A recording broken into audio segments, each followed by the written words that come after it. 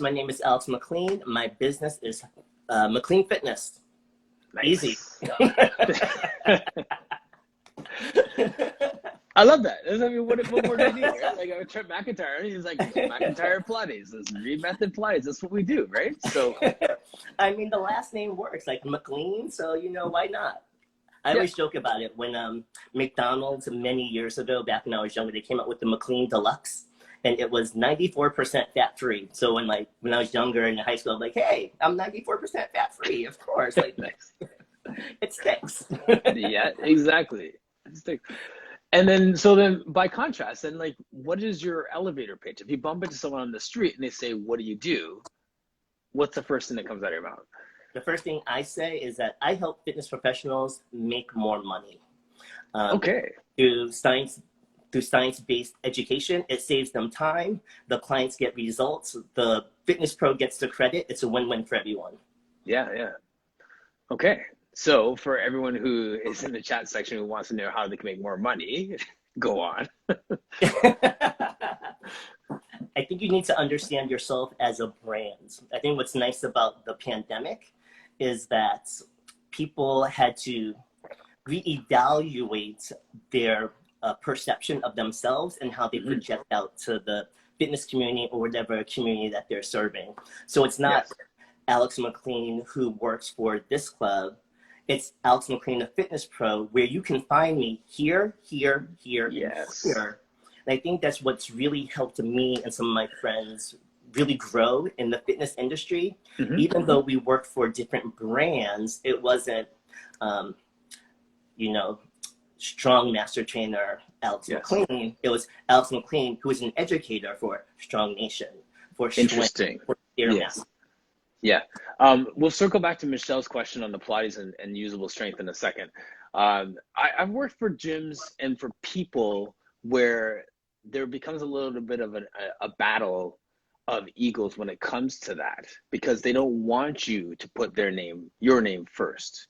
You're under their banner, you're under their umbrella, so to speak. So how do you navigate it when it comes down to that, where someone doesn't want it to be the Alex McLean show in blah, blah, blah?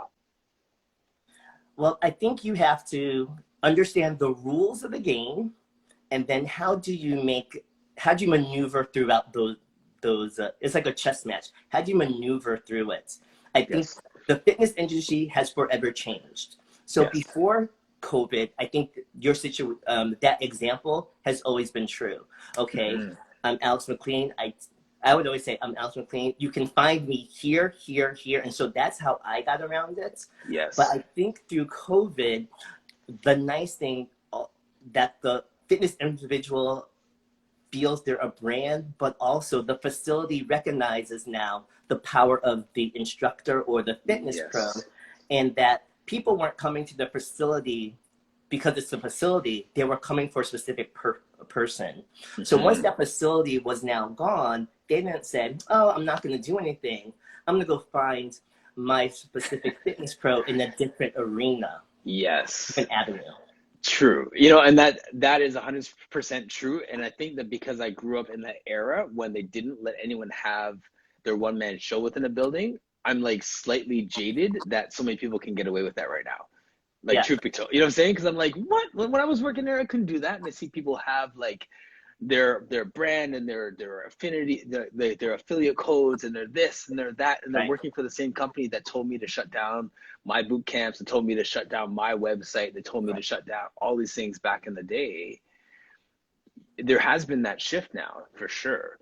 And I think, for most clubs, they were like, okay, well, if you're gonna film videos, you can't do it in the club or where there's signage that's seen, so people know where you are. So I think there's always going to be that battle between the facility and the fitness professional. But at the end of the day, I think fitness professionals still need to market themselves as their own brands. Yes. My studio right now is within High Octane Training and Therapy, which is like a boutique like therapy clinic and a full service gym. The guy that started it was like a rock star trainer at the gym that we were working at before, and his spin classes would have 30, 40 people and all these different things. And he was really larger than the brand itself, to a point where there became this tug, to a point where he ended up leaving. And it was one of those things where, looking back, you could see how he was so much bigger than the brand, and not in a cocky way, but like his charisma and his following and stuff. He outgrew the space so quickly, and now this space is doing great, and he's done a great job of just mastering that art of creating community. Yeah, I think you see that on the Group X side, but also the personal training side, which hits, that facility bottom line just as much as the Group X side, because when fitness pros don't feel valued by the facility, they're out. It's not if they leave, it's just when they leave. Mm-hmm. And so I know when I lived in LA for 15 years, and before I moved, there was one trainer. He was topping the train, like first top 5 in the nation. Yes. And he left, and all his people went with him, because again, that facility was just a space where they can meet. Right. If you can find another space, they're going to meet somewhere else. So you always have that.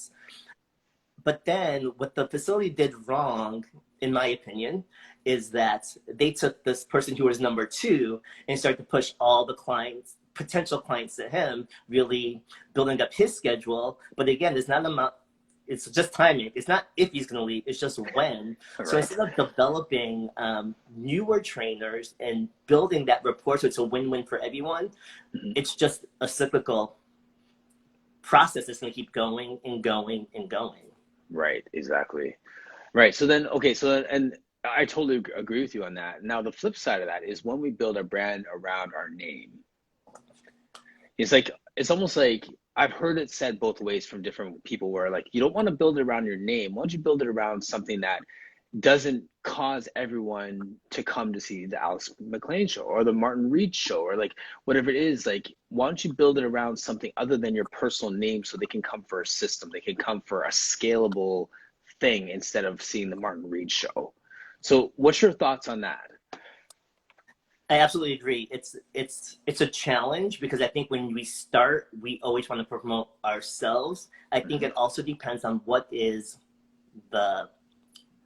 is it the system? Is it a Group X format? Is it a personal training methodology? I know, for example, I have some friends who created their own dance brands. And so when I go take their class, it's amazing.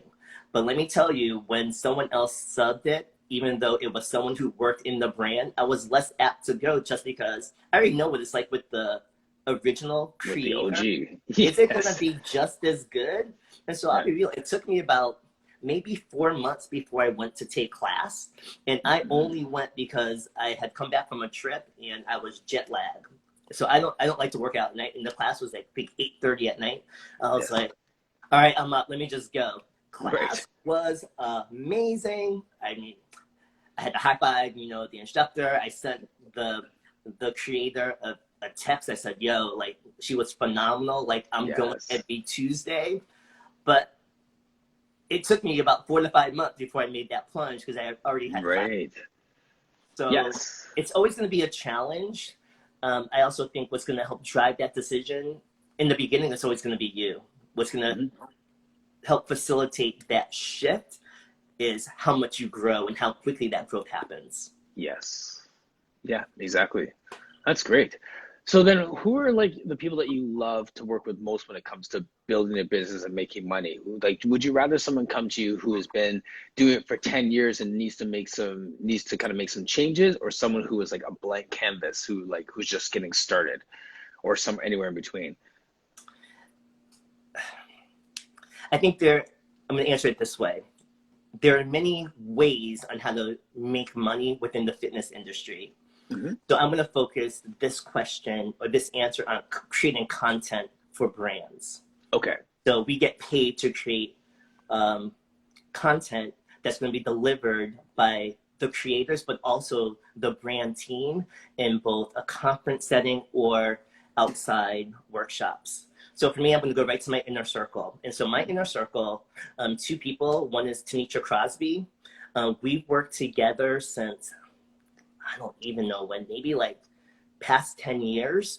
And we've, Okay. like, it literally is like we are married in fitness because we've traveled from brand to brand to brand to brand together. Like we went from Batuka, Ignition, we did TRX together, Schwinn, we did Bosu together. Everyone's like, okay, where's Alex? Oh, teenagers are behind, or vice versa. Right. And right now, like, so she is one of the content developers for the Apple Fitness Plus program. And then Mm. another person who I love to work with, you've had on your podcast before, is Michael Piercy. And Oh, so yes. we created Tracy's awesome. some work for a Surge, which is a program under the Bosu brand. Mhm. And what I love about both of them is that we see we're similar, but we're different. And that's Yes. what makes the creative process great. Because if you partner with someone who is too similar, you're not going to get that out of the box thinking. And Yes. also working with both of them, we always want to push the envelope, and we don't want to develop something that has been seen before. We want to create something that's new and unique, so Yes. that one, it's great for the brand, but also from um, a personal branding standpoint, it helps to separate us from other Absolutely. developers that are out there. Yes. Very cool. Yeah, Piercy was fun to talk with because he does think like on a different level. Oh, that dude's a riot. Yeah. Cracks me up. Go follow both those people, by the way. Demetri Mm, Crosby, Michael Piercy. yes. They're amazing. Yes. Nice. So, what made you make the shift from group fitness to focusing more on helping people to business, like to develop their business and make their money? Like, what was that? Was that part of your sense of like separating yourself from other group fitness people, or was that just Well, my background is actually in business, in okay? marketing. And so I'll be honest, like I got into the fitness game by accident. I graduated Yeah. from college. I grew up in Connecticut. I went to school right outside Boston, and I didn't have a job. So I came back to Connecticut, and I was an athlete growing up. So I was going to the gym, and I was like, well, if I'm going to go to the gym, I'm going to get paid to go to the gym. Yes. So, True. So I ended up taking my APA certification that summer, and then I moved back to Boston for my first corporate job. And this was back in 1995, and Reebok is headquartered right outside Boston. And so they really had a great impact and influence on what was happening in the Boston market, because everything in fitness or in group fitness at that time was Reebok. It was Reebok Yes. inspired. Yeah. They had their Reebok University. And so I was lucky enough to be on their performance team. And so from the background, you really started to learn, okay, here's how workshops are developed. Not only developed, but here's how they're delivered, which is just as important as the content. You can have Right. great content, Absolutely. but if you can't deliver it, okay, people want their money back. Right. And Yes. so then I moved to Chicago for grad school. And it's funny because in my program, Reebok sponsored one of the classes. Oh, And cool. so There you it's go. really looking at how can they develop. At that point time, they had lots of different Reebok forms. They had walk Reebok, skate Reebok, climb Reebok. They had their dance programs, step, slide. And then I moved to New York for my corporate job, and Nike was there. So I was a performer for the Nike Culture Shock team. Okay. And again, very different in how they communicate to the fitness industry, because that was a worldwide brand and it was an international dance team. So Cool. from there, 9/11 happened, and I was like, all right, I'm gonna quit my job. I could always go back to business, Business. but then fitness became full time. So I had to pay the bills. Mhm. And so at that time, I had some friends who were dancing. I was like, well, let me just move to LA and give it a shot. But still, fitness had to pay the bills. And so it was nice in fitness. Things happened in New York or LA first. And so that's where I got my first branding job, brand master trainer job with Total Gym. And once you get on the team, then you start to create a network, and then you start to be recommended for other projects. So for Yes. me, I always, again, had those different avenues. So I do group fitness training, or I'm a group fitness instructor. I Yes. was a personal trainer. I was a brand educator. I was a video talent, whether it was lead talent, background talent. I also worked as a fitness tech, prepping the talent for the videos. I also created programs or choreographed programs. Okay. So I have lots of different roles that I can lean into. Yes. to help make money. And I think from a business standpoint, what people are struggling with is, what is my niche? Where do I find Yes. passion? And then what is my focus? Right. And I try to recenter people on, it's about the customer first, and then what solution are you solving? Or what Hmm. problem are you solving? What solution are you offering? I think Yes. the challenge now, because of the pandemic, is that gyms thought, oh, once we open up, people are going to come back. And that didn't happen. Right. Yeah. And so, well, I don't have to go to a facility anymore. I can hop online. I can take Martin's class. I can go to on demand and take a recorded class. And so now we need to kind of rethink about, from the customer standpoint, how are we going to help solve their problems? Because now Yes. in Connecticut, we've been open since probably the end of June all the way through. We haven't shut down. We just changed capacities. Yes. And so now the question is, now that we're opening back up capacities, we're now at 100%, no Oh, masks are you? Okay. needed.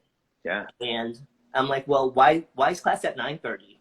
Because last year, this person was like, oh, I have time at 9:10. Cool, let me get 10 minutes in. Why are classes still 45 minutes? Because now people are going to shorter classes when it fits. So I Yes. think the whole um, business model needs to change, and it's going to evolve. Absolutely. So you're ahead of the game because I'm looking, I can look out my window and see an empty parking lot at Lifetime across the street because they've been closed for a year. So Mhm. what's your advice to big box gyms who think that they open the doors and people are going to come back? I think the challenge is, well, let me take a sec.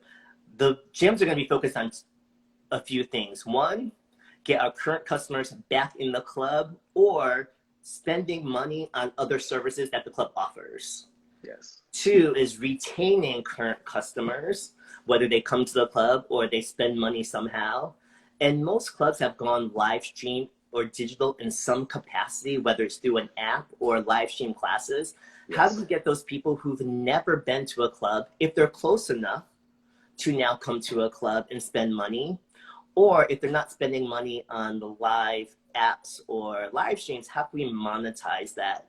So the conversation has to shift a little bit It versus, okay, does. here's my location, because now locations are everywhere. You know, your world Yes. is your location. Like I've Right. taught live streams. I had, or even trainers, I had people from the Netherlands. I had Hmm. someone from Malaysia take the training. So I think there needs to be a shift. And again, we need to go back to, what does a customer want? And then how do we solve that problem? Yes. Yeah. Yeah. Yeah. It'll be interesting. It's going to be interesting how that unfolds here because it's you get that vibe like everyone's just like we're just going to unlock the doors and people will try. It's not happening. Well, and that's why I always tell people, I always advise people, look in outside industries. I think we are so focused on the fitness industry. It's so We need to start true. to look at outside industries. So for me, I'm a huge Marvel fan. And like everyone else, I am waiting for Black Widow to drop. Like how many more Yes. times can you push that movie Right. forward? And theaters, and people think that, okay, similar to gyms, once the theaters are good to go, everyone's going to go watch that movie. That is not the case. People now have on-demand services that they can Yep. watch it, and other ways that they can interact with the brands. So we need to think about what are the different ways that we can connect to the consumer that's not just physical. Right. Right. That's good stuff. So true. I'm waiting for Loki to drop too. I know it's a couple weeks, so Right? Oh my gosh. yeah. WandaVision and the Falcon and the Winter Soldier. Yes. Amazing. Every Friday morning, like I would wake up at 3 a.m. in the morning. As soon as they came on, like I'm a morning person, so Yeah. waking up a little earlier was not that bad of a deal. Oh man, Yeah. amazing. My boys and I would like we wait till like Friday night, watch it, and then go on YouTube and watch every explained Yes. like, all the Easter eggs. Don't look for just like Like, damn, I we're didn't see all that. yeah, yeah. Then you gotta go back and rewatch it.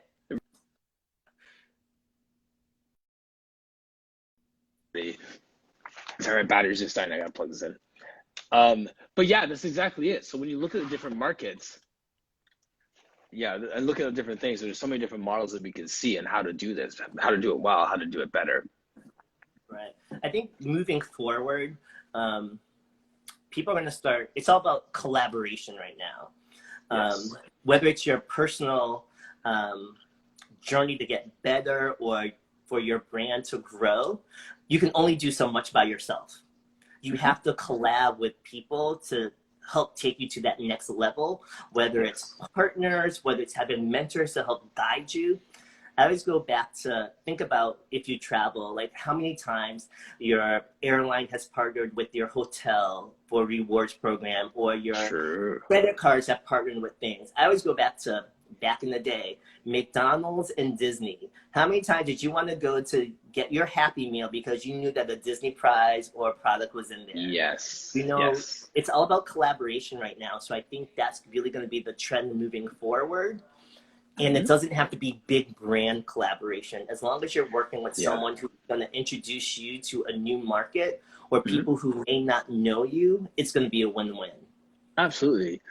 I I don't know if this is the case for people watching, but instantly when I think about that is that when you're talking corporations, Marvel and Paramount or McDonald's and whatever, that's fine because they're corporate entities. But when you're talking about person to person, I feel like there's still going to be more egos that get involved and there's going to be some breakdown at some point. I'm sorry, can you say that one more time? Well, I just feel like there's going to be some breakdown at some point because now we're dealing person to person. Like egos will get in the way and it's not going to allow it to really flourish. I don't know, maybe that's just, just from my past experience, but you see, like, it's just like it has to be one person in the lead, right? I don't think so. I Okay. think you have to pick the right person. Now, I think Yes. in the fitness industry, I think egos are huge, and I think it's predominantly like unfortunately a me first or me on top. I guess I come from the old school that why can't we all win? Like I look at Yes. Tanisha and Piercy. I mean, I consider them peers, but I also consider them mentors because they are really at Hmm. the tops of their game in the Yes. field. Hmm. I get as excited as they do when they win because I feel like we all win. I remember Right. when Piercy won the Personal Trainer Idea. Idea Award in Yes. 2017. I was sitting next to Tanitra with some of our other friends. And we were like, woo, crazy. And then like Tanitra got the job with Apple. I mean, I'm just as excited. I think we can all win. We're not competitors. We Yes. on certain projects we may be competitors just because of the skill set that they're asking for. And of Right. course, you want the job, but it's always like if I don't get the job, I want one of them to get the job. Yes. So I Agree. think it's also the people that you partner with. Yes. Absolutely. No, it's so true. It's good. Can you talk about your dance background? Like you mentioned your business and stuff like that, but like where does the dance come into it? The dance started because I was I was too light to play Pop Warner football, and my parents were like, "You need to do something." And so I Yes. have an older sister, and she was a dancer. So I grew up in a small town, Seymour, Connecticut, and so our neighbors, they also went to dance class with my sister, and Okay. so they made my best friend John, who lived next door too. So we both went to dance school because I needed something to do, and so I took it for 2 years, and I finally made weight for football. I was like, woo, finally. But Nice. then at that time, that's when like MTV was coming out. And so, Right. Yes. you had all these videos, like, of course, everyone knows I love Janet Jackson. Then you had like Michael's videos, you had Paula Abdul's. And at that time, what did you do? You record it on your VHS tape and you go back and Yes. you rewind, learn it, go back, rewind, and learn it. And then it was just a way to, I don't want to say it was exercise, it was just a way to move and just kind of feel Move. good Yeah. in the performance mode. And so I did some theater in high school. And then took karate for a year because then I did lots of different, because then, we did lots of different sports, we didn't specialize. Yes. Yes. So I did karate and then I learned how to do a backflip there. So then I took gymnastics, I did well there. And then it was always a part of my life. It just wasn't like the main thing to do. So when I moved to New York, I had a corporate job at Kraft Foods, and that's when I joined Nike Culture Shock. And some of those people were getting like some sweet gigs, like dancing for J Lo and doing all these things. I'm like, I'm not at their level yet, but if I put some work in, let's just see what happens. I'm always Yes. like, let's see what happens. If it works, it works. If not, no harm done. And so I quit my job because 9/11 happened, and I started to focus on fitness and dance a little more. So I worked when I was here. I worked for the NBA and the WNBA as a dancer and acrobat. So I give my shout out to now they're the Brooklyn Nets and the New York Liberty, who are now, the Nets are in the playoffs. New York Liberty is starting their season. Give that shout out there. Nice. And then I just started to connect with different people, and then just said, look, I'm just gonna move to LA, make it happen. Like everyone Here you else. go. Like I had auditioned for Madonna when I lived here. I flew to LA for Janet. Then in LA, I got an agent, and then, just went on different auditions, Yeah. You're told no more than you are yes, and then book some gigs, but then fitness started to take over more. So I was doing fitness videos, working for fitness brand education teams, and so that kind of shifted. But what's nice, what I appreciate about when I started, was that when I started, you had to create your class, break down your class. Everyone else in the room had an option for success. So versus now, here's a program, learn it, teach it.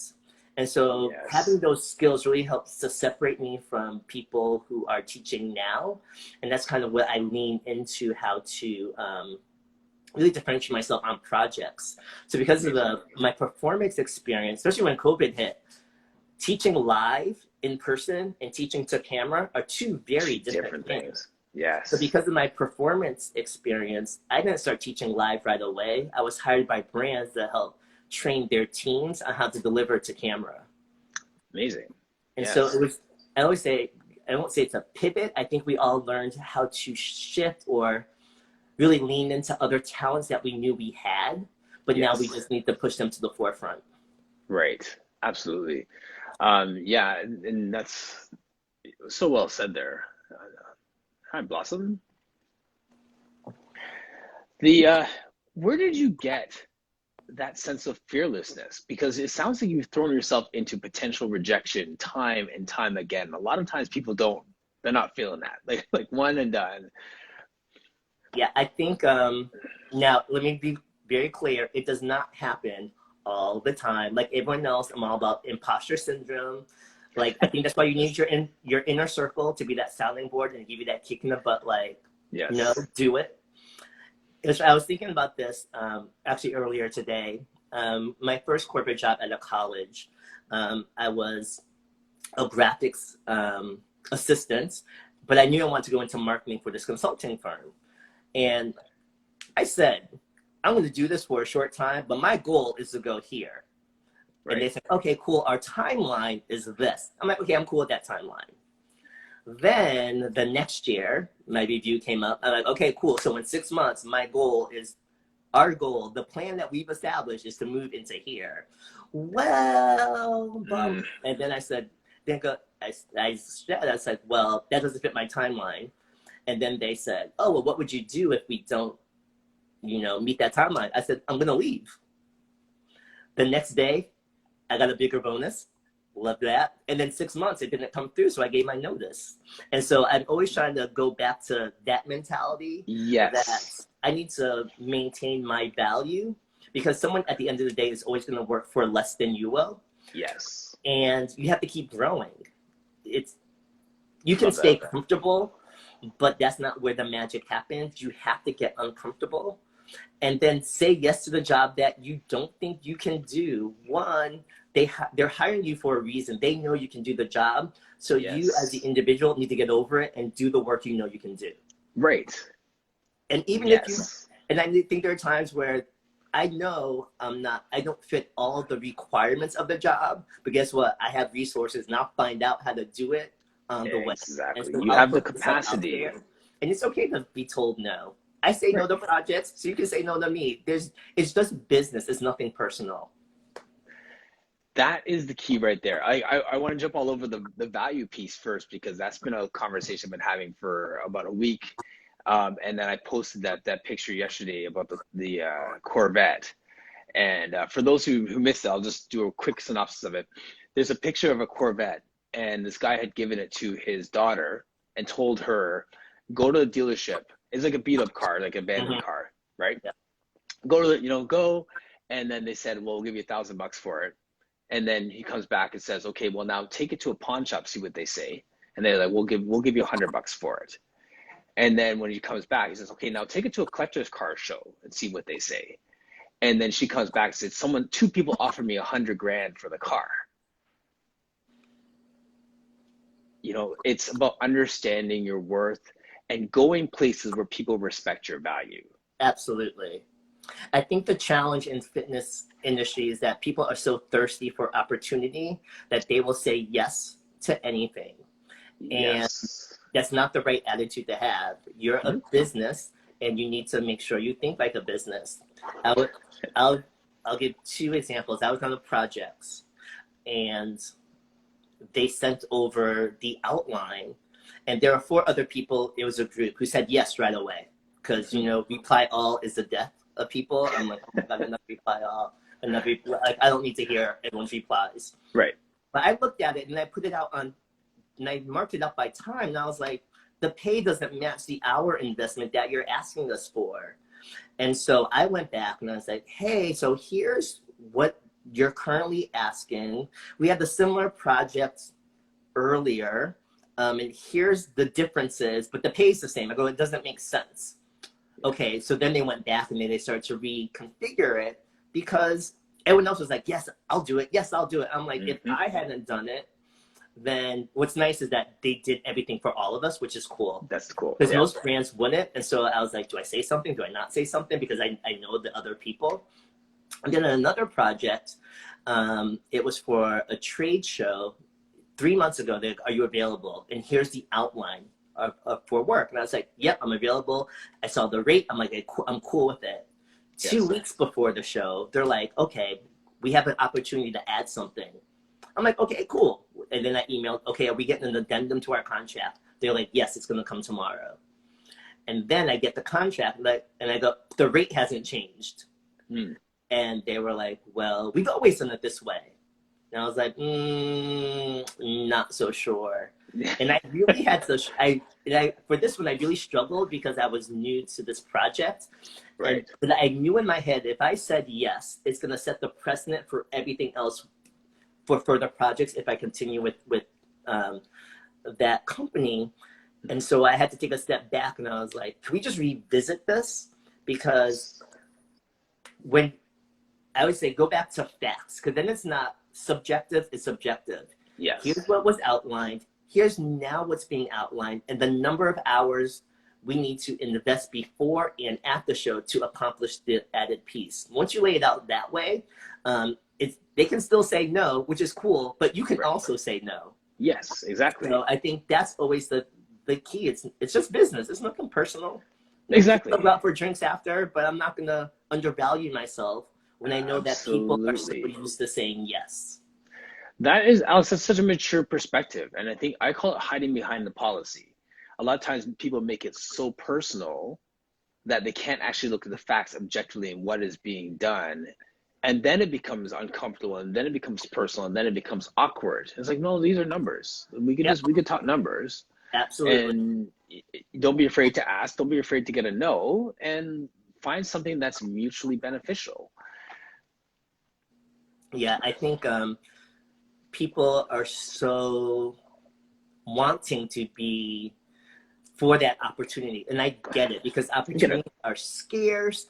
That's why I tell people you need to build your network. It's not that opportunities aren't scarce. It's just that opportunities aren't advertised. Yes. Because if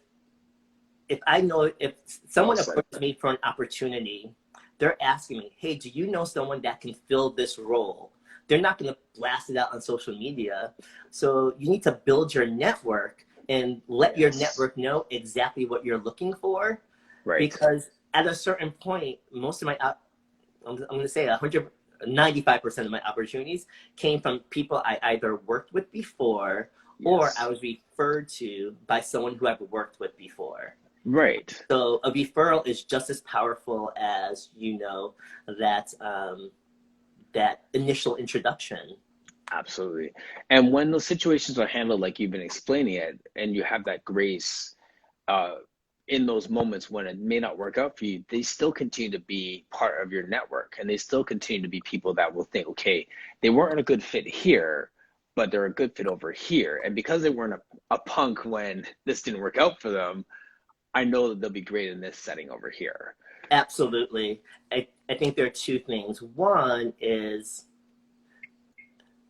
I recommend that people focus on their soft skills first versus technical skills. Yes. Because being able to communicate and being able to relate to people is just as important, if not more important, than actual can you program a class? Yes. Because Hard people skills. will get hired just because they like you. Not that they like you, but they like to work with you. Yes. You're not a problem on set or whatever the project is. Absolutely. The flip side is also, is the focus to be liked or is the focus to do great work? Do great work first, because that's objective versus being liked. You don't really have control over that. So get known for a great work first, and then your opportunities are going to start to flourish.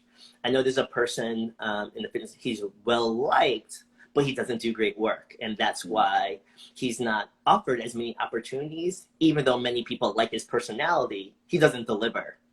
Yes. Right. Yeah, exactly. There's those soft skills, like you said, that is so key. And I was going to say something earlier when you were talking about opportunities. One of my clients is in the tax world, and he's high up in the tax business. And he was saying that one of his mentors was talking to him as he had a new job opportunity about the two different phases of our lives. One, where we're building our library of experiences, and the other when we're building our generational wealth.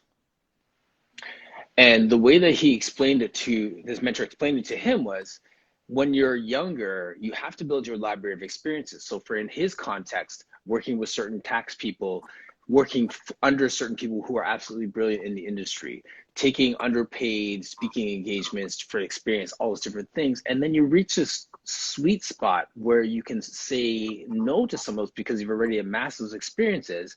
And then you have to flat out just go for the money. Yes.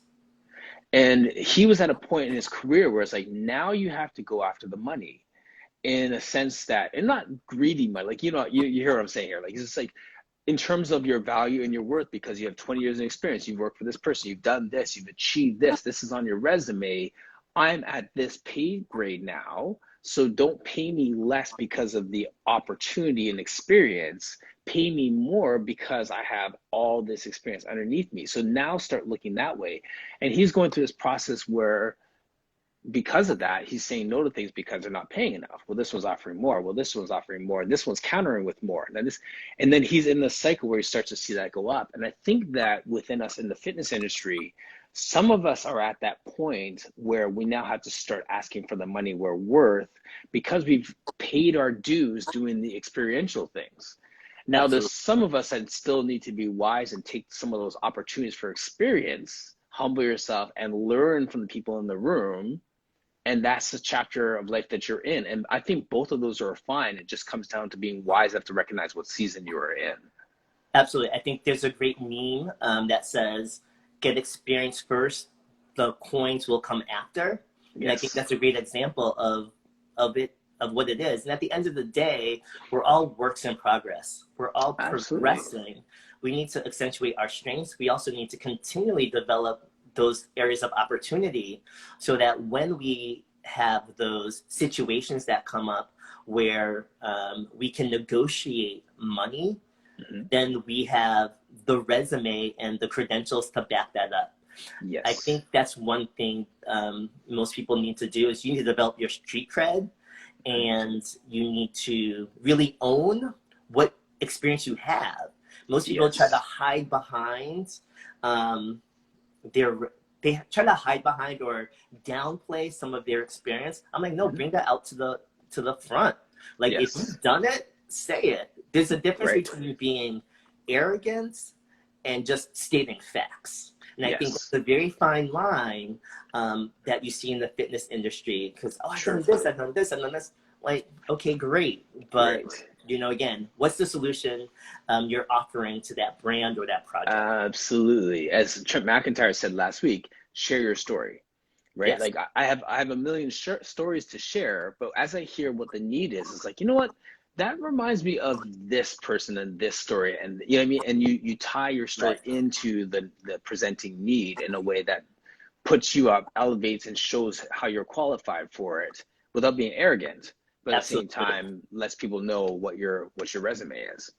Yeah, sorry, let me go back to one point you made earlier Sure. because it slipped my mind, but of course now I thought of it again. Um, I said there were 2 points, but then I gave 2 points, but now I'm giving one more, so it's three. Okay.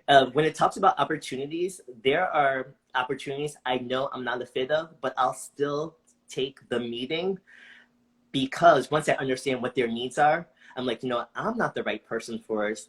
But here you have three people. Contact these three people, and I'll always Yes. be a solver that way. And so Amazing. when you're in your network, it's not all about me, me, me. How can you help them? And so you always want Yes. to. It has to be that win-win. It can't be just take. It's got to be that equal give and take. Absolutely. And that is wise, my friend, because they'll come back to you next time they need people. And that might be you next time that they need. Yeah. Makes sense to me. Caroline's comment is, so would you say that advertising or why you do what you do at the starting point? What I do in the starting point of a meeting or a conversation. Yeah, say a little bit more about that, Caroline. And actually, before we're at 53 minutes, this is flying through, but I Oh want to wow. circle way back to Michelle's question around recommendations for Pilates as it relates to usable strength. Do you have any recommendations for Pilates as it relates to usable strength? I'm not fully sure of like the context of the question, but I'm gonna take a stab at answering it. When when it comes to Pilates and the dialogue around usable strength, and I guess back in the day when we say functional strength, the way that I tie that in would be to simply, if I understand the person I'm working with and say like, they love gardening, right? Like I try and tie back their goals to what we're doing in the usable strength. Like we're doing this exercise to play. Oh, this is going to be so good. Remember the last time you were saying that you had to move, tons of soil from the front of your house to your back of your house and you weren't sore the next day? That's what we train for. That's how this exercise, that's how this Pilates move will help you so that they can make a connection between carrying groceries in one hand and a baby in the other hand and trying to open the door with balance and control still and the exercise that we're doing on the chair sort of thing. Absolutely. I think analogies to things that they're most familiar with are going to have the biggest impact and the biggest selling point for why they're doing it and why they're going to continue to do it. Yes. Yes, we do save these lives. So we have this, and I'll send you the replay of this later. It goes onto YouTube and it gets recycled as a podcast later too. So like, subscribe, and share. There's a shameless plug for the podcast, and Absolutely. you'll be able to hear all of Alex's wisdom whenever you want in your pocket on demand. Bam. So Black Cat Flies Hamburgers, promoting yourself. So do you start with your why when you're promoting yourself? Is ultimately is what I think she's saying. Is that Promoting my, it? I think it depends on the context because how I approach, I'm going to go back to your example, how I approach, I'm going to listen to what they're talking about.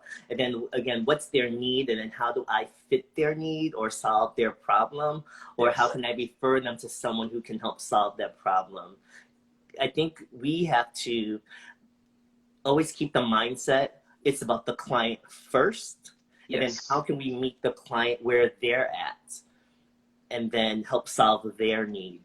Yes. Same thing when I'm promoting. Like Right. I would talk to Pilates instructors very different. I would talk to Pilates instructors very differently because that's not my lane. Very Mm-hmm. differently from how I would talk to Group X, where I'm more in line with. Very Yes. differently than how I would talk to physical therapists. My friend's a chiropractor. We have I would when we've worked together, we've collabed years ago when I lived in LA. So how we talked was very different from how I talk to physical therapists. So I think it's all in how can you have your, I want to say your brand essence, and then how can you shift that to match the people that you're talking to. It's like in class, all your clients are the same. I could take the same exercise and make it work for each of the different populations. I'm gonna do the same thing when I'm promoting myself. Yes, and what is grounded in what you're saying right now comes back to what we're saying right at the beginning in terms of understanding your niche or your niche if you're from the US. Like that's yeah, right. that sense of knowing who I am first, right? So I'm not trying to be all things to all people. I'm really, really good at this. This is where I'm at. And now from that place, I can understand I can help you. This is someone else that can help you. This is what that looks like in this context. But and you know, no pun intended, but from your core, you have to understand where you're going, right? When I started, I'm going to add on just a little, when I started, you needed to teach everything. Yes. And so for me, that was great at the time. And it really helped me in my career for other projects. But it also limited me because people didn't think of me. I wasn't top of mind for certain things. Like, yeah, I teach kickboxing. Oh, you do? I go, yeah, I just haven't had the opportunity to teach it at this facility. Right. So I think once you start to narrow down your focus, then you're going to be more top of mind, or you're going to have a more relevant conversation with the client or the project. Absolutely. Absolutely. And one of the questions I usually ask when I have strictly applies people on it, or I guess anyone really, is like, who is your ideal client? Right? So then people can give some thought to what their niche is from the perspective of, if someone walked in your door, would you train like that person that you would train for free the rest of your life because they're so excited to work? You know what I mean? Like that's kind of how I help people to distill down what their niche is and who their person is, right? So yeah. Yeah. So you don't have to answer that because we were talking about like I was general. thinking, I was like, I would take my client Dorit, my former client Dorit, because she's funny, she's willing to try anything, and she appreciates the work, and she's willing to do the work. Because I think we've all had clients who are like, oh yeah, first 10 minutes, like, oh yeah, this is a one and done session. Right. Exactly. We just don't match, you know? Right. Yes. So, yeah. Yes. I got lots of stories about that one. Oh man. In the morning, I'm like, oh yeah. At 5 a.m. in the morning, oh yeah, this is a one and done. Nope. This is a one and done. I understand why I'm like I was like the 7th trainer to train with this one person. Oh yeah, they just gave him his money back. No one wanted to train them. Right. Painful. I personally do not miss those days at all. Not gonna lie, I do like virtual. Roll out of bed, set up some lights, teach, shower. There's no traffic, right? Exactly. No waiting in line for your food or your tea. Good. Brushing teeth is optional. Yep, deodorant. All I gotta do is just steam my top and my shorts. I'm good. Good. There you go. Life hacks. This hopefully isn't a one and done conversation, Alex. I'd love to have you back, man. Absolutely. Thank you. I'd love to be here. Nice. Thank you also to everyone who joined us today. That's been an hour. That's gone so fast. Meryl, see you. Thank you for everybody. Pat just rolled in. Joel. Awesome. All right, Jerusa, hey. See some people from the fitness world or clients and other instructors I know. Yes.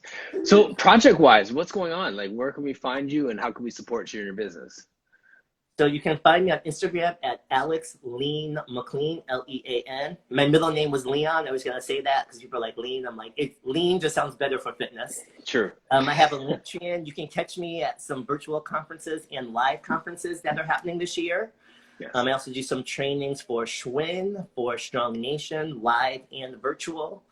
If you go to the link tree, you'll find all my information, upcoming events. Catch me at Virtual World Idea. Yes. DCAC and right outside DC is going to be the first live training I'm at. SCW at the end of the year. World Bar Summit in Florida. This guy. I want to make sure I get everyone, because you know you get the emails. You didn't say me. Yeah, right. Just go to the link. I will always update it. Too And you funny. have all the information. Man, you come in like a West Indian with 19 jobs at the same time. Hey, I think of it in living color. Hey, man. Yeah, Go to man. work. One job. I'm the doctor, the nurse, the receptionist. Yep. So true. Man. Good time. Awesome. Now I Man. hate you because I'm going to go on YouTube and I'm going to watch it in I'm living totally color gonna video, watch that. and right away 3 hours of my life is going to be gone. Because I'm like, okay, just one more. Yes. Just one more. Too true. Oh, man. There you go. All right. So here's to an unproductive day. Thank you, my friends. Thank you so much. Awesome, man. I'm gonna sign you off. Everyone, thank you so much for joining in. Yes. Take care. Thanks, guys. Have a great day today.